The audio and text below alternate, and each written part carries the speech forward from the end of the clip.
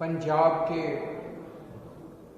सभी लोगों को, भाइयों बहनों, माताओं, बुजुर्गों, बच्चों, सभी लोगों को मेरा नमस्कार, सबको सत श्री अकाल।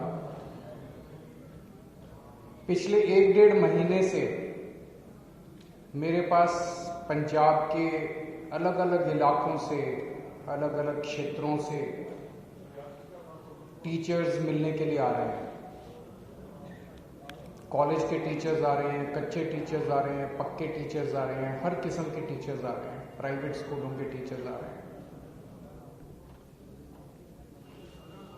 उन्होंने बताया कि पंजाब में खासकर सरकारी स्कूलों का बहुत बुरा हाल है, बहुत ज्यादा। 24 लाख बच्चे पंजाब के सरकारी स्कूलों में पढ़ते हैं। इन 24 लाख बच्चों का भविष्य अंधकार में है। पढ़ाई के नाम पे कुछ भी नहीं है।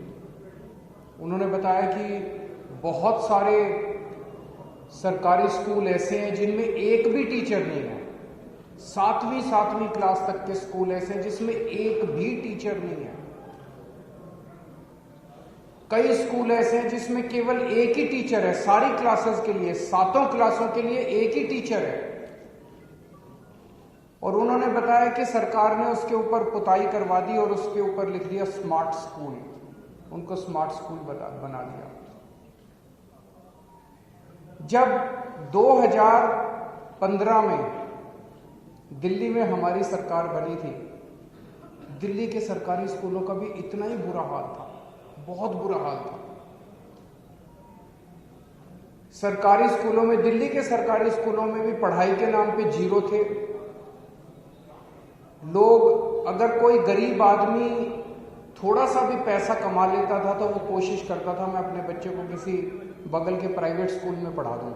सरकारी स्कूल से नाम कटवा लेता था, प्राइवेट स्कूल में भेज देता था।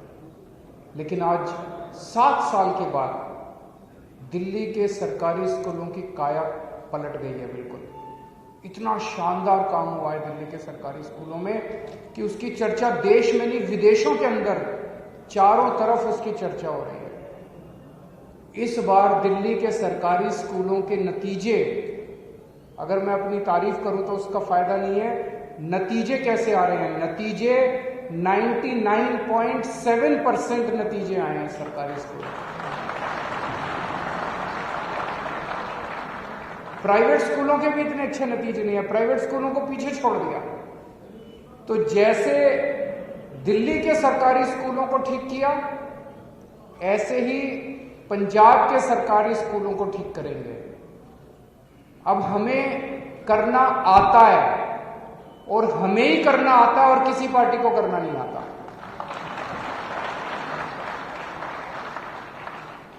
कांग्रेस की कितने राज्यों में सरकार है देश के अंदर? पिछले 70 साल में कितने राज्यों में कांग्रेस की सरकार बनी? पंजाब में अभी कांग्रेस की सरकार है। उनसे तो नहीं हुए सरकारी स्कूल ठीक, उन्होंने तो और बेड़ा गर्क कर दिया। बीजेपी की कितने राज्यों में सरकार है, उनसे तो ठीक नहीं हुए। अभी इस सरकार के पहले अकाली दल की 10 साल तक सरकार थी पंजाब के अंदर, उनसे तो ठीक नहीं हुए। आम आदमी पार्टी ने एक ही बार में, एक मौका दिया था दिल्ली की जनता ने, एक ही बार में 5 साल के अंदर दिल्ली के सरकारी स्कूलों का कायाकल्प कर दिया। पंजाब के सरकारी स्कूलों को भी ठीक करेंगे। लेकिन आज मैं पंजाब के सारे टीचर्स को,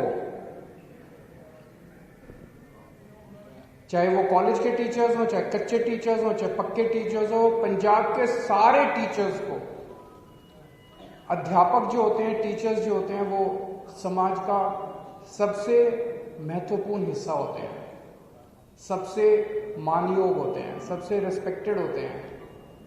मैं उन सबको आज आमंत्रित करता हूं, उनका आह्वान करता हूं कि जो हम पंजाब का पुनर्निर्माण करने जा रहे हैं, ये जो हमने बीड़ा उठाया है कि पंजाब को ठीक करना है, बिना शिक्षा को ठीक किए हम पंजाब को ठीक नहीं कर सकते।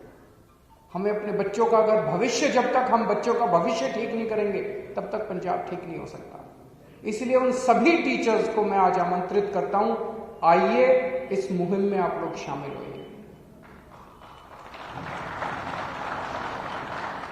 आज मैं 8 टीचर्स को 8 गारंटी दे रहा हूं। आज केवल टीचर्स के लिए आया हूं। टीचर्स के कुछ ऐसे मसले हैं जिनको इमरजेंसी बेसिस के ऊपर उनका समाधान करना जरूरी है। इन 8 मुद्दों के ऊपर 8 गारंटी मैं टीचर्स को दे रहा हूं। पहली, आपके साथ मिलकर दिल्ली के अंदर जो सुधार हुए, वो सुधार केजरीवाल ने नहीं किए, वो सुधार मनीष सिसोदिया ने नहीं किए। दिल्ली के अंदर शिक्षा के क्षेत्र में जितने सुधार हुए वो दिल्ली के टीचर्स ने किए।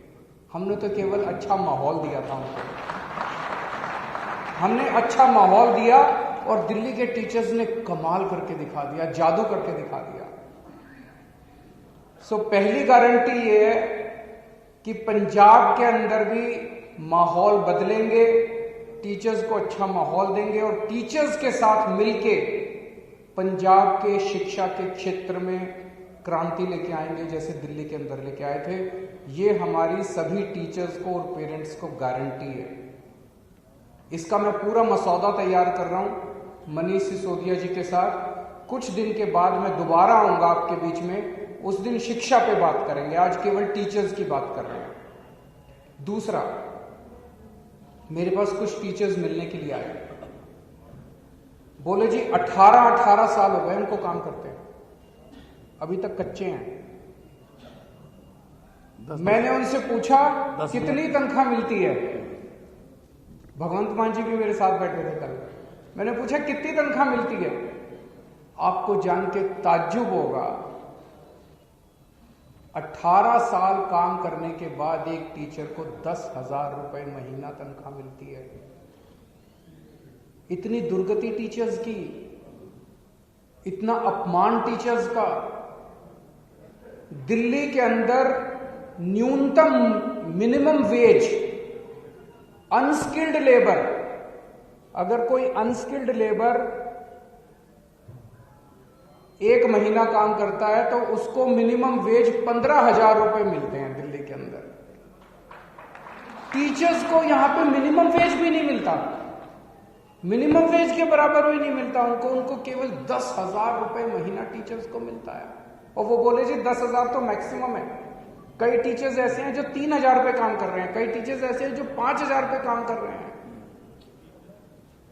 18 साल काम करने के बाद भी कोई आउटसोर्सिंग पे, कोई कॉन्ट्रैक्ट पे है। तो सबसे पहली चीज, सरकार बनने के तुरंत बाद जितने टीचर्स आउटसोर्सिंग पे काम कर रहे हैं और जितने टीचर्स ठेके पे काम कर रहे हैं, उन सब लोगों को पक्का किया जाएगा।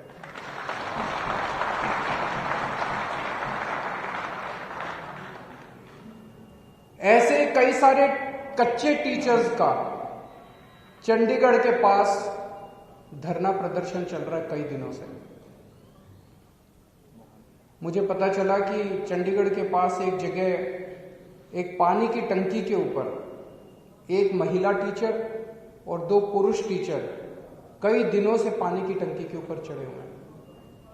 उन्होंने दशहरा, दिवाली, करवा चौथ सारे त्योहार पानी की टंकी के ऊपर मनाए हैं। ये बेहद दुख की बात है। जिन टीचर्स को क्लासों में होना चाहिए पढ़ाने के, कि आप इन टीचर्स की डिमांड्स को तुरंत पूरा कीजिए। या तो आप पूरा कीजिए, नहीं तो हमारी सरकार बनने के बाद हम पूरा करेंगे। और कुछ दिन के बाद अगर चन्नी साहब ने इनकी डिमांड्स पूरी नहीं की और ये तब भी धरने पे हुए, तो अगली विजिट में जब मैं आऊंगा, मैं उनके धरने पे उनसे मिलने के लिए जाऊंगा। तो पहली डिमांड थी कि शानदार शिक्षा व्यवस्था बनाएंगे। दूसरा, कच्चे टीचर्स को पक्का किया जाएगा, चाहे वो आउटसोर्स हो चाहे कॉन्ट्रैक्ट वाले हों। तीसरा, जो ट्रांसफर पॉलिसी है वो बहुत गड़बड़ है। कल एक टीचर मेरे से मिलने के लिए आए, उन्होंने कहा जी ड्यूटियों की कमी है, तो कई टीचर्स को 2 ड्यूटी दे देते हैं, भाई ये तेरा चार्ज है और ये एडिशनल चार्ज है। उनका एक ड्यूटी एक स्कूल में है और दूसरी ड्यूटी दूसरे स्कूल में, 3 दिन स्कूल में, 3 दिन स्कूल में, और दोनों स्कूलों में 200 किलोमीटर का फासला है। बताओ कोई कैसे काम कर सकता है? एक आदमी के पास 2 चार्ज हैं, 3 दिन स्कूल में पढ़ाएगा, 3 दिन स्कूल में पढ़ाएगा, और दोनों स्कूल जो है 200 किलोमीटर दूर है। ये ट्रांसफर पॉलिसी बदलनी है। उन्होंने कहा कि जो थोड़ी सी आवाज उठाता है उसको ट्रांसफर कर देते हैं, और ऐसे ऐसे ट्रांसफर कर रखे हैं लोगों को तंग करने के लिए। दिल्ली में हमने ट्रांसफर पॉलिसी बदली। आज दिल्ली में साल के बिगिनिंग में हर टीचर से पूछते हैं कि आपको किस स्कूल में जाना है। हमें लगता है कि टीचर को दुखी करके आप बच्चे को सुखी नहीं कर सकते। अगर टीचर मन में दुखी है वो बच्चों को अच्छा पढ़ाएगा ही नहीं। 24 घंटे उसके मन में कुड़कुड़ रहेगी, कहां फंस गया यार मैं, ट्रांसफर। वो कोशिश करता रहेगा ट्रांसफर कराने की अपनी, उसका 90% टाइम बच्चों को पढ़ाने में नहीं जाएगा। तो इसीलिए हमने दिल्ली में यह तय किया कि हर टीचर को उसकी मन मर्जी के उसके घर के पास देंगे उसका स्कूल। उसको घर से दूर भेजने की क्या जरूरत है? हर टीचर से पूछा जाता है, आप बताओ आप कौन से स्कूल में जाना चाहते हो। कोशिश की जाती है कि सभी टीचर्स को उनके मनमाफिक स्कूल दे दिया जाए, लेकिन अगर कहीं नहीं हो पाता उनको फिर उसके पास का कोई स्कूल दिया जाता है। वही ट्रांसफर पॉलिसी पंजाब में लागू की जाएगी। ट्रांसफर पॉलिसी पारदर्शी होगी, ट्रांसपेरेंट होगी, और टीचर्स को उनके मन मुताबिक उनकी मर्जी का स्कूल दिया जाएगा। चौथी चीज, पूरे देश की ये दुर्दशा है कि टीचर्स से सारा काम कराते हैं टीचिंग के अलावा, पढ़ाने के अलावा उनसे बीएलओ का काम कराते हैं, उनसे पंजाब के कई टीचर्स ने बताया क्लर्की का काम कराते हैं। कई डिपार्टमेंट्स में डेटा एंट्री ऑपरेटर रखा हुआ है, टीचर्स को स्कूल से निकाल के डेटा एंट्री ऑपरेटर रखा हुआ है, उनको क्लर्क बना के रखा हुआ है। उनसे बीएलओ का काम कराते हैं, उनसे जनगणना का काम कराते हैं, सारे काम कराते हैं, टीचिंग का काम नहीं कराते। बस दिल्ली में हमने आदेश पारित करके सारे काम विड्रॉ कर लिए। हमने कहा कि टीचर केवल टीचिंग का काम करेगा और टीचिंग के अलावा अब कोई टीचर बीएलओ नहीं है, कोई टीचर जनगणना का काम नहीं करता, कोई टीचर दूसरा काम नहीं करता। हाँ, अभी कोरोना के टाइम में जब स्कूल बंद थे उस वक्त हमने कोरोना का रिलीफ वर्क टीचर से कराया था। इसके अलावा टीचर से कोई दूसरा काम नहीं कराया जाता। जैसे दिल्ली में किया ऐसे पंजाब में भी टीचर्स के से जो नॉन टीचिंग का सारा काम है वो वापस लिया जाएगा, उनसे कोई दूसरा काम नहीं कराया जाएगा। पंजाब के अंदर टीचर्स की ढेरों वैकेंसीज हैं। एक तरफ टीचर्स की वैकेंसीज हैं और दूसरी तरफ टीचर्स बेरोजगार घूम रहे हैं। तुरंत जैसे सरकार बनती है ये सारी वैकेंसीज एग्जाम लेके सारी वैकेंसीज तुरंत भरी जाएंगी, ताकि बच्चों को और पेरेंट्स को अपने टीचर्स मिल सकें और टीचर्स को रोजगार मिल सके। जैसा मैंने कहा कि दिल्ली के अंदर इतनी शानदार जो व्यवस्था हुई शिक्षा की वो टीचर्स ने करी। उन टीचर्स को ट्रेनिंग देने के लिए और मोटिवेट करने के लिए आपको जान के ताज्जुब होगा, हमने टीचर्स को और प्रिंसिपल्स को विदेशों में भेजा ट्रेनिंग करने के लिए। हमारे टीचर्स फिनलैंड गए, कनाडा गए, न्यूजीलैंड गए, इंग्लैंड गए, अमेरिका गए।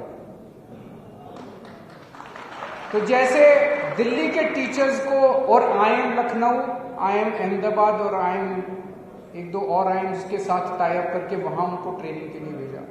जैसे दिल्ली के टीचर्स को हमने विदेशों में और मैनेजमेंट इंस्टीट्यूट्स में भेजा, ऐसे पंजाब के टीचर्स को भी हम ट्रेनिंग करवाने के लिए विदेशों में भेजेंगे।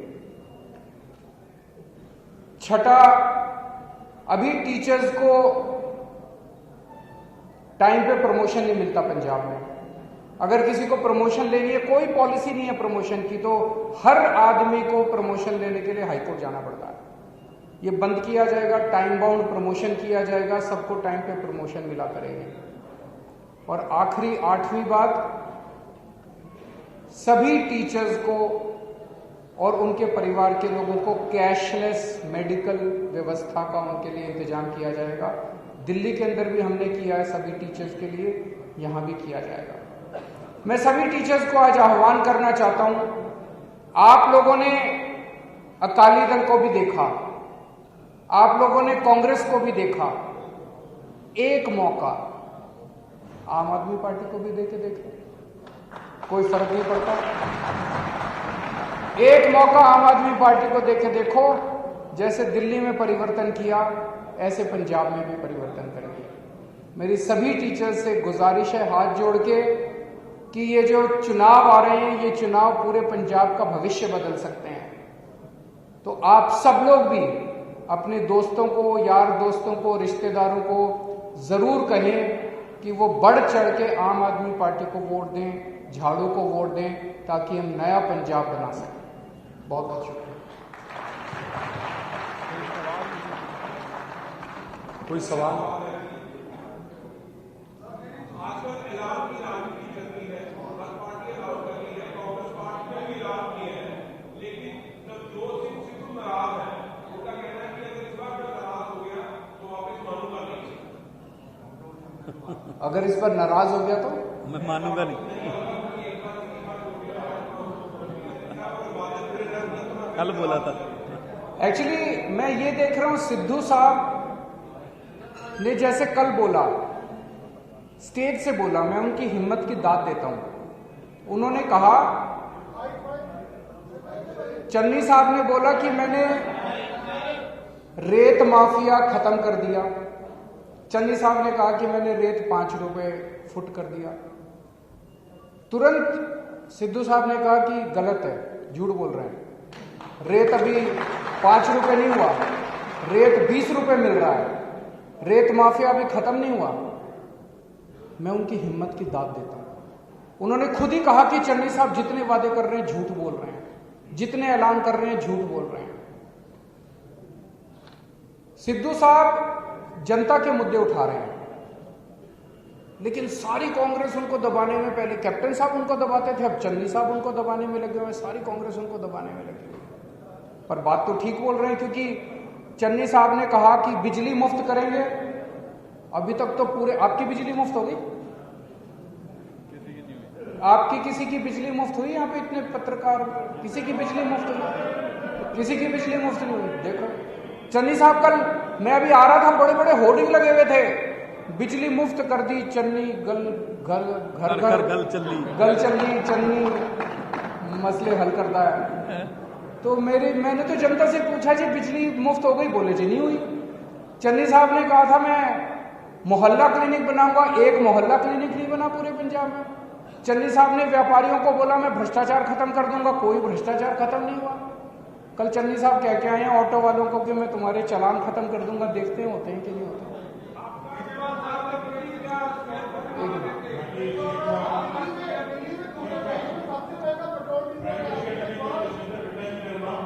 हाँ जी,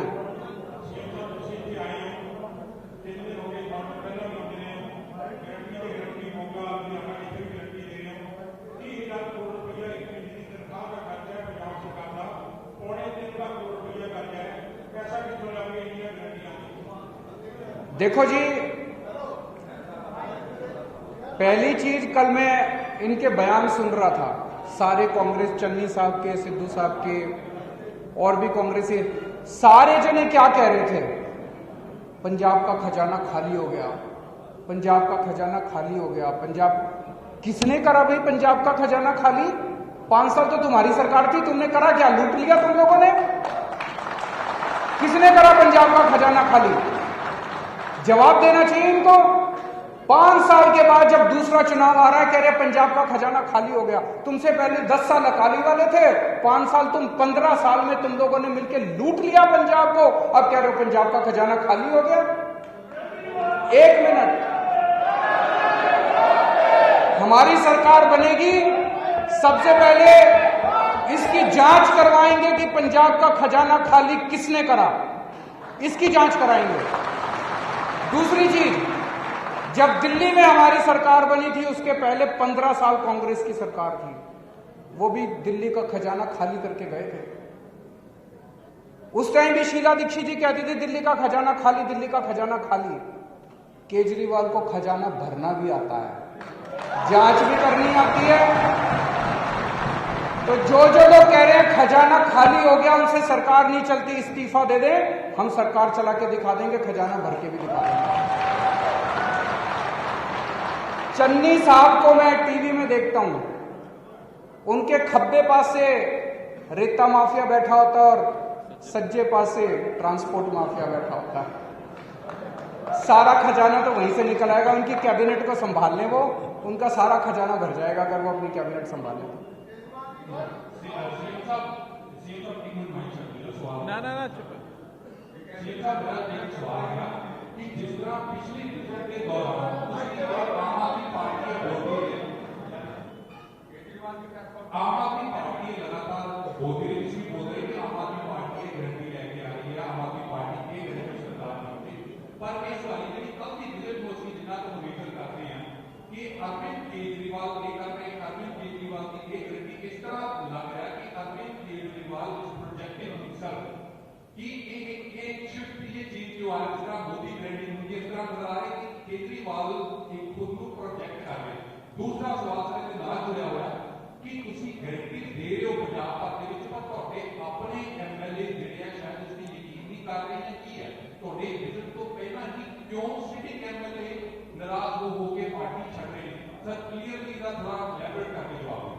खूब इलेबोरेट करांगा जी, चिंता ना करो। ਤੁਸੀਂ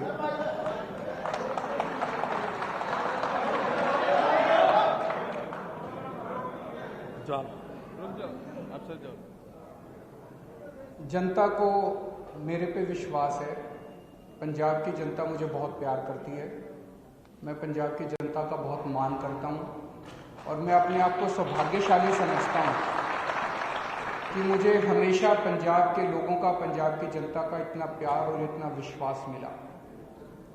तो जब मैं गारंटी देता हूं, मैं कहता हूं केजरीवाल की पहली गारंटी, तो जगता कहती है हाँ ये बंदा पूरी करेगा गारंटी। मैं कहता हूँ केजरीवाल की दूसरी गारंटी, तो जनता कहती है जी हाँ यह बंदा पूरी करेगा गारंटी। तो उसका तो मकसद ये है, आप अगर जिस दिशा में पूछ रहे हैं, केजरीवाल सीएम का कैंडिडेट नहीं है, मैं पहले भी कह चुका था।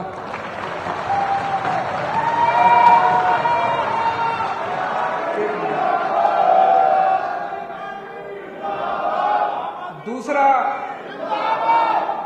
जो आपने प्रश्न पूछा एमएलए का, देखिए हर पार्टी में होता है कि जिसको टिकट नहीं मिलती वो नाराज हो जाते हैं, उनको मनाने की कोशिश की जाती है। कुछ लोग मान जाते हैं, कुछ लोग नाराज होकर दूसरी पार्टियों में चले जाते हैं। कांग्रेस में भी बहुत सारे लोग हमारे संपर्क में हैं, पर हम उनका कचरा लेना नहीं चाहते। अगर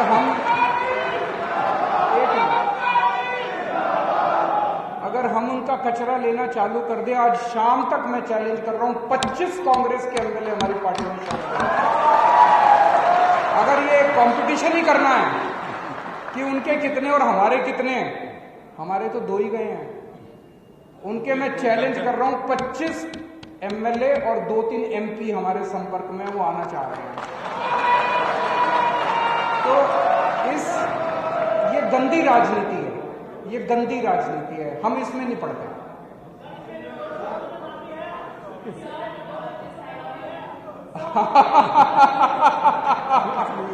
उनका प्रश्न है कि क्या उसमें नवजोत सिंह सिद्धू का नाम भी है।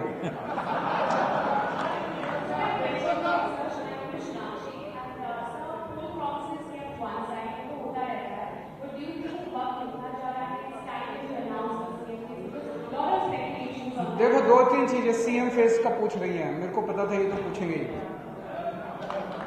पहली चीज ये,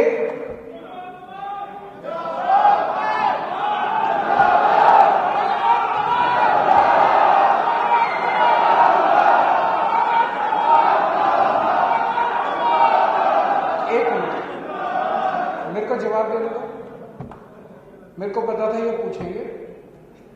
सबसे पहले हर पार्टी या तो सीएम कैंडिडेट डिक्लेयर करती है और या नहीं करती है।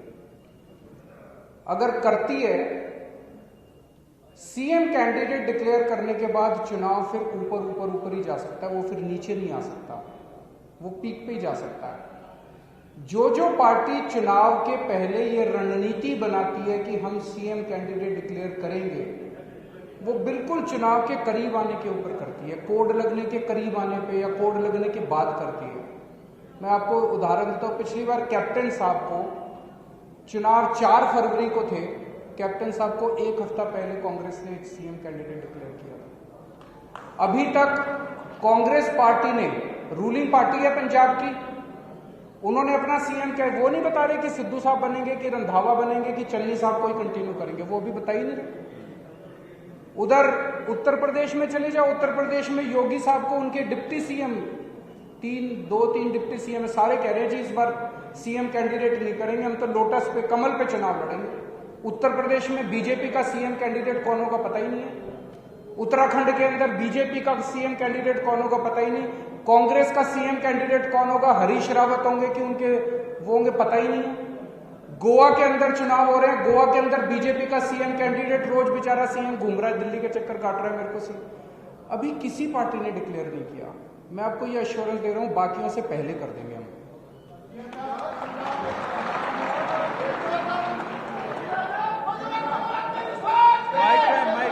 माइक बोलो बोलो, माइक बोलो।